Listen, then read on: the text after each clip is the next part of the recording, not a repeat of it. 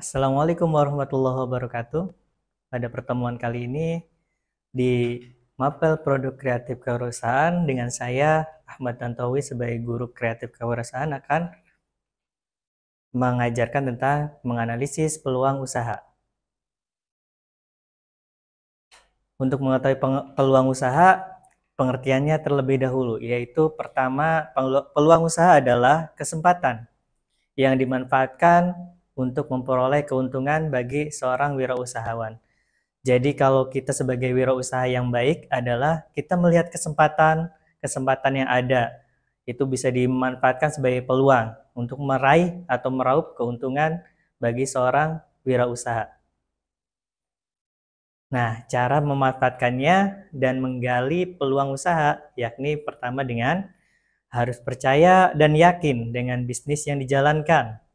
Kita harus punya rasa percaya diri, yakin usaha yang akan kita jalankan seperti apa. Semisal kita mau bisnisnya apa? Dunia kuliner, bisa dunia fashion juga bisa. Tapi kita harus punya kepercayaan diri yang penuh, yakin dengan usaha kita.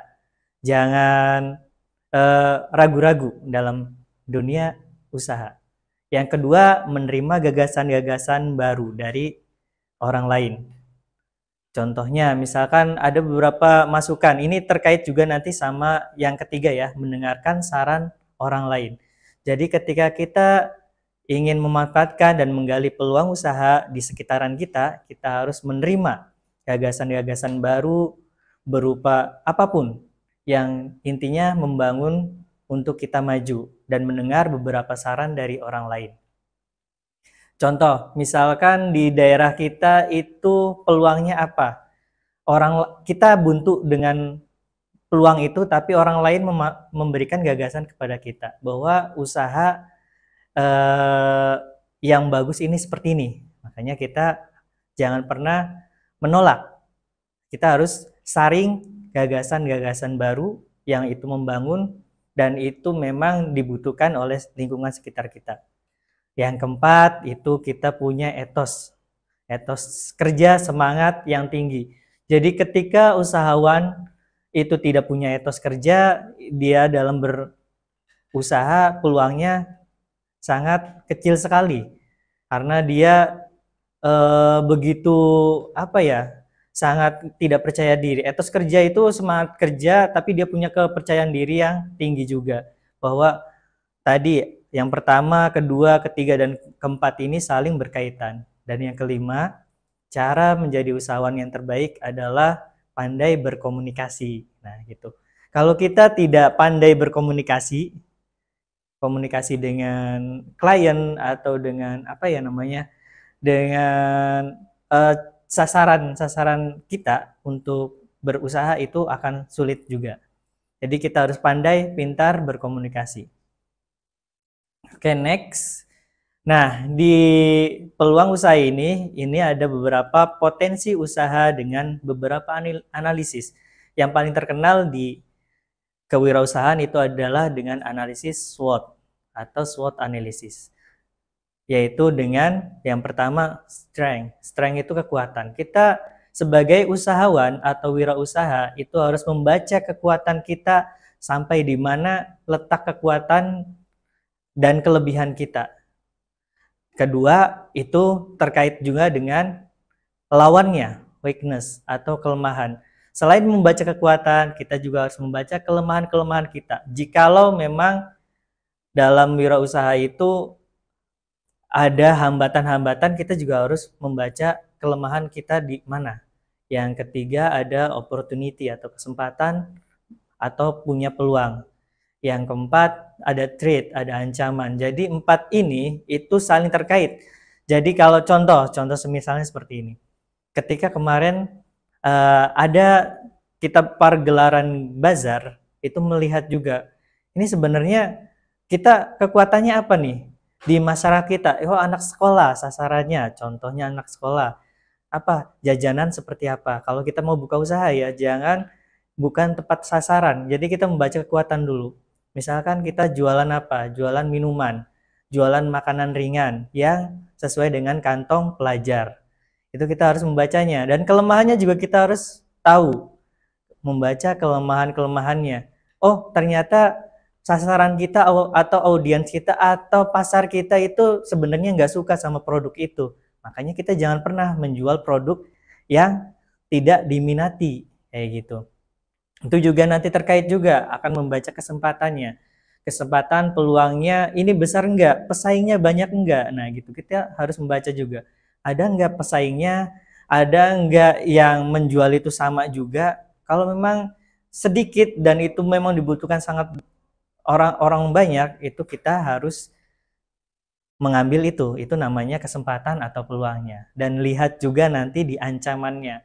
Ancamannya itu macam-macam, bisa dari modal juga bisa, atau pesaing juga itu sebagai ancaman. Ketika kita berjualan misalkan, pesaingnya banyak, jualannya misalkan saya berpeluang usaha apa, kuliner, entah bakso kah, bakso udah banyak sekali misalkan. Itu jangan pernah kita ambil ancaman yang seperti itu, karena itu akan menghambat dan menjadi kelemahan kita. Jadi antara dua, strength sama opportunity atau kekuatan dan kesempatan itu saling harus menjadi pondasi utama, dan kita harus juga melihat weakness dan threat-nya, ancamannya, seperti itu ya.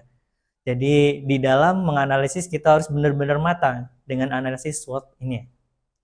Oke, lanjut ke peluang usaha. Ini ada satu resep, sama aja dengan koki ya, di dunia masak-memasak itu juga ada resep. Ini juga ada resep dari seorang tokoh, yaitu Dr. DJ Squidward, tentang manfaat peluang usaha. Yang pertama, ketika kita membuka usaha, peluangnya yang harus kita lihat, percaya bahwa usaha yang dilakukan atau dilaksanakan ini akan berhasil. Ketika kita tidak percaya diri, tidak percaya dengan usaha yang kita akan jalani, bagaimana ke depannya, di pertama saja atau dimulai saja itu kita sudah down atau sudah sudah ragu. Nah, itu yang harus dihindari sama orang-orang usahawan yang ingin membuka usaha baru. Yang kedua adalah hindari lingkungan statis yang melumpuhkan pikiran. Jadi gini, kita berteman jangan dengan orang-orang yang statis, hanya monoton, itu saja. Dan secara usaha atau bisnis, dia tidak punya efek bisnis. Dia pengennya berhura-hura dan sebagainya, itu statis banget. Apalagi yang melumpuhkan pikiran, udahlah kamu usaha apa dan sebagainya, nanti kamu tidak akan sukses. Itu harus dihindari, karena 70% dari perkataan teman-teman itu bisa juga mempengaruhi kita ya, psikologis kita dan sebagainya gitu. Dan berikutnya adalah bertanya pada diri sendiri dulu nih di setiap hari. Gimana ya caranya melakukan usaha yang baik gitu. Bagaimana ya untuk besok itu saya harus ngapain? Selalu bertanya, itu menjadi kekuatan kita untuk membuka usaha atau peluang usaha. Dan yang terakhir, bertanya dan dengarkanlah. Ketika kita bertanya kepada seseorang yang sudah memumpuni atau yang lebih ahli, didengarkanlah. Berarti kalau didengarkanlah, dari pendapat-pendapat itu kita saring dan kita masukkan untuk usaha kita, seperti itu. Oke. Nah, setiap ada peluang usaha pasti ada perbandingannya juga atau lawannya, itu ada risiko usaha. Risiko usaha itu pasti ada. Makanya di sini ada gambaran kita seakan-akan sedang melewati jembatan yang sangat kecil. Itu kalau kita tidak kuat pondasinya mungkin bisa jatuh. Nah, orang usaha, dunia bisnis itu seperti itu, kawan. Jadi teman-teman nanti ketika dunia bisnis kita jalani, pasti banyak hambatannya. Itu adalah sebagai risiko usaha. Yang pertama, di sini saya jelaskan ada perubahan permintaan. Jangan pernah khawatir dan takut. Setiap kita usaha pasti ada beberapa permintaan-permintaan.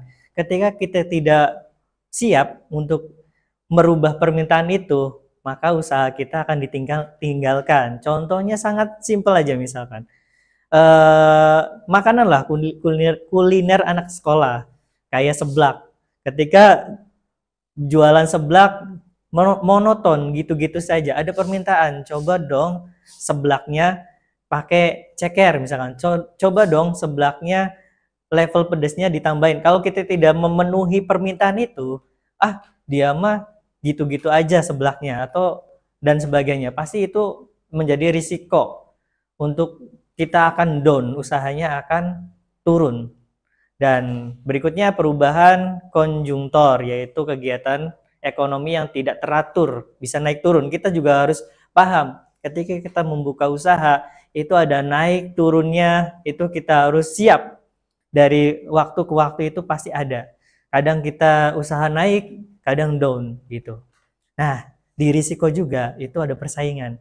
Jadi jangan sampai risiko usaha ini di persaingan kita menjadi semakin tertinggal. Ketika ada pesaing, jadikan pesaing ini adalah opportunity atau peluang kita. Oh, ternyata banyak juga yang bikin ini. Ayo, kita harus lebih kreatif lagi, inovatif lagi dengan membuka usaha ini.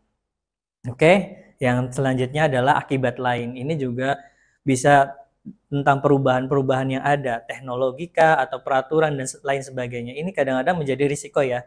Jadi hati-hati, kita harus membaca semuanya. Dari perubahan permintaan, ada konjungtor, ada pesaing, ada juga akibat lain seperti itu.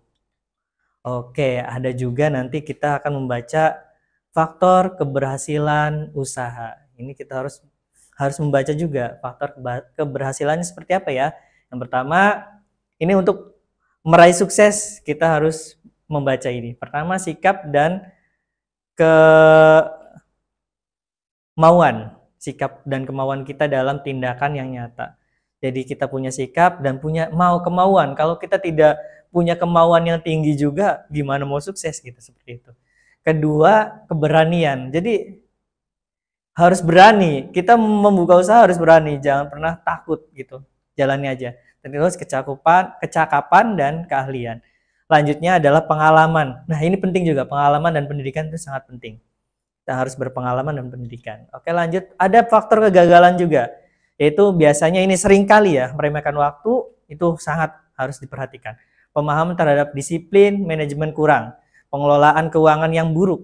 Lokasi usaha yang buruk, ini juga lokasi. Ketika kalian membuka usaha harus melihat lokasinya seperti apa. Terus ada pengeluaran awal yang tinggi dan tidak terkontrol. Ini yang harus hati-hati teman-teman. Oke. Sekian dari saya. Terima kasih. Semoga bermanfaat. Sampai jumpa di lain pertemuan. Akhir kalam dari saya. Wallahul muwaffiq ila aqwamit thoriq. Assalamualaikum warahmatullahi wabarakatuh.